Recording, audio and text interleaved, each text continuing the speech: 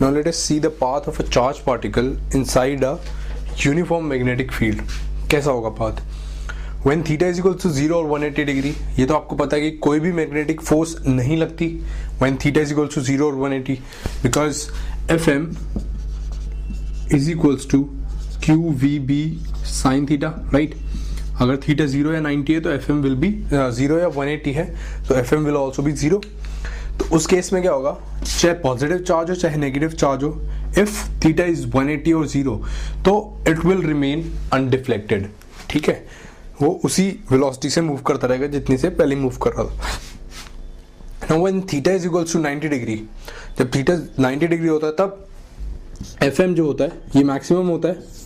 ठीक है, उसकी वैल्यू होती है QV क्रॉस B, QVB. ठीक है, अब क्या होगा, लेट अस सपोज कि मैग्नेटिक फील्ड अंदर की साइड है, sorry into the plane of the paper, and positively charge particle is moving upwards.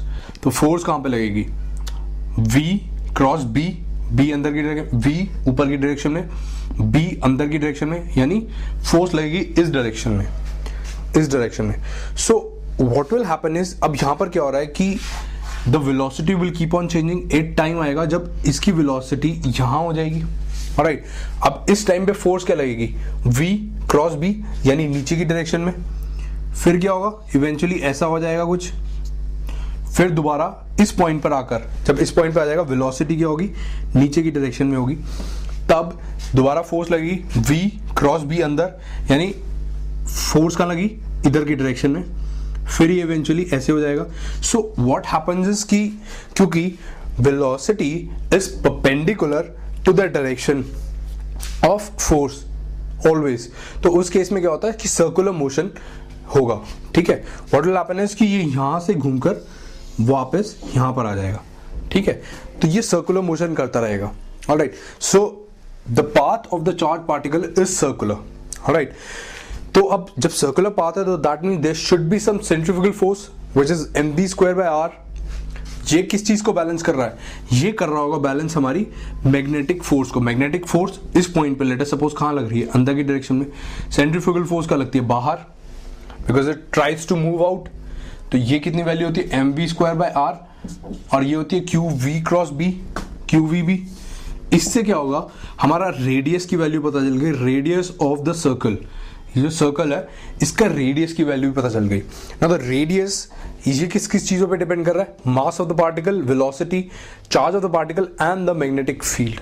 Alright, तो अब ये तो हो गया हमारा रेडियस. अब मैं टाइम पीरियड भी कैलकुलेट कर सकता हूं. कितना, क्या टाइम पीरियड होगा इसका एक सर्कल कंप्लीट करने का? This is equal to 2πr/v, एक सर्कल का circumference upon the velocity of the particle. तो r की वैल्यू मैंने डाल दी तो it comes out to be 2πm/qb. Alright, तो ये हो गया टाइम पीरियड. सिमिलरली आप फ्रीक्वेंसी निकाल सकते हैं विच इज 1/t, या फिर ओमेगा की वैल्यू बता सकते हैं विच इज 2π/t. ये आप कैलकुलेट कर लेंगे, आपकी बुकलेट में गिवन है, आप देख सकते हैं. Alright, so this is about the path of the charge particle. One point more which is also given in your booklet is कि अगर दो पार्टिकल एक साथ जाते हैं, दो पार्टिकल जिनका Q और M सेम है बट अलग अलग वेलोसिटी से जाते हैं, एक जा रहा है v1 वेलोसिटी से, दूसरा जा रहा है v2 वेलोसिटी से, तो उस केस में क्या होगा, इन दोनों पार्टिकल्स का रेडियस तो अलग अलग होगा because radius is dependent upon the velocity. But क्योंकि टाइम पीरियड जो है it is independent of the term velocity, इसलिए दोनों का टाइम पीरियड सेम होगा बट रेडियस दोनों का अलग अलग होगा. Alright, just keep this things in mind. मतलब वैसे अगर क्वेश्चन भी आता है तो आप आराम से इजीली इस चीज को एनालाइज कर सकते थे. ऑलराइट, अब एक एग्जांपल देखते हैं which is the example number 1 of your booklet.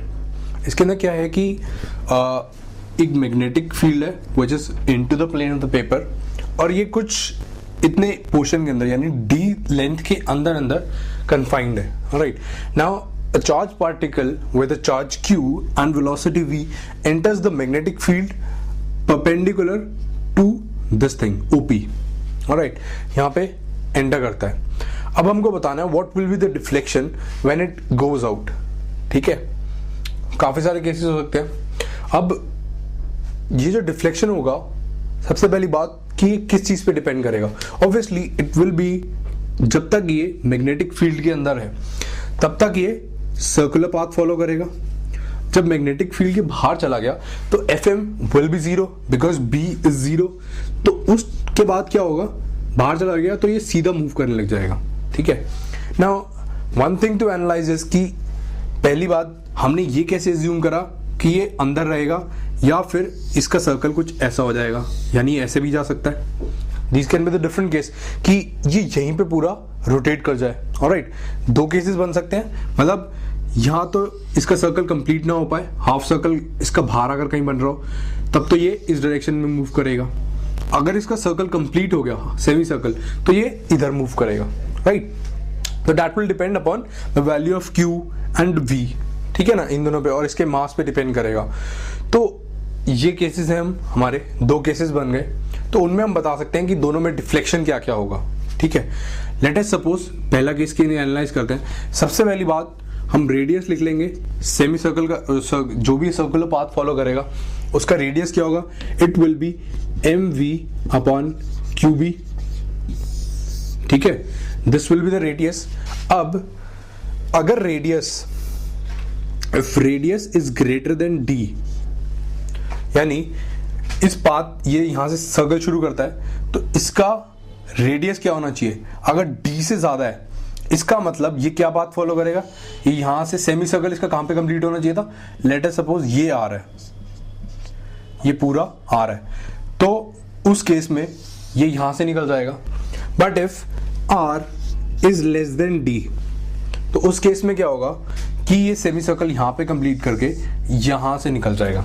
Alright, तो when r is less than d तो डिफ्लेक्शन थीटा कितना होगा, पहले यहां पर था फाइनली यहां से निकल गया, टोटल डिफ्लेक्शन कितना हुआ 180 डिग्री का। ठीक है, तो ये तो हो गया एक केस। अब सेकंड केस में क्या है, when r is greater than d, उस केस में हमको डिफ्लेक्शन बताना है, थीटा एंगल, मतलब ये कितना डिफ्लेक्ट हो गया। ऑलराइट, तो वो कैसे बताएंगे, लेट अस, अब डिफ्लेक्शन कितना होगा, इनिशियली ये यहां पर था, ये फाइनली ये इसकी डायरेक्शन हो गई। राइट, तो डिफ्लेक्शन क्या हुआ, ये वाला एंगल हो गया। Late us suppose this is theta. Alright, अब अगर ये थीटा है, ये वाली जो लाइन है दिस विल बी परपेंडिकुलर, क्योंकि अगर हम मानते हैं कि ये O जो है दिस इज सेंटर, तो सेंटर कभी भी टेंजेंट के ऊपर परपेंडिकुलर बनाता है। अगर ये थीटा है, ऑलराइट, तो ये वाला जो एंगल है this will always be theta. ये ऑल्टरनेट एंगल्स है पैरेलल लाइंस के अंदर। ठीक है, ये थीटा हो गया, this will be 90 minus theta. और अगर मैं ये ट्रायंगल कंप्लीट करूं दिस थिंग, तो इसमें क्या होगा, ये 90 माइनस थीटा है, ये 90 है, so this will be theta. Alright, तो एक तरह से हमको ये वाले थीटा की वैल्यू निकालनी है। अब यहां पर थीटा की वैल्यू अगर मैं एनालाइज करूं तो क्या होगा, ये जो पूरा डिस्टेंस है this distance is given as d। ठीक है, ये पूरा, ये यहां से इसको ज्वाइन करने वाला रेडियस है जो हमने यहां पे निकाला था, radius of the path of the particle. तो दैट मीन्स कि sine theta is equals to d by r। That means कि theta is equals to sine inverse of r की वैल्यू डाल देते हैं mv upon qb, which will come out to be q db upon mv। तो ये हो गया हमारा थीटा। ठीक है, तो दोनों केसेस में पता चल गया, एक में क्या होगा sign inverse of q db upon mv and the other case will be 180 degree. Alright,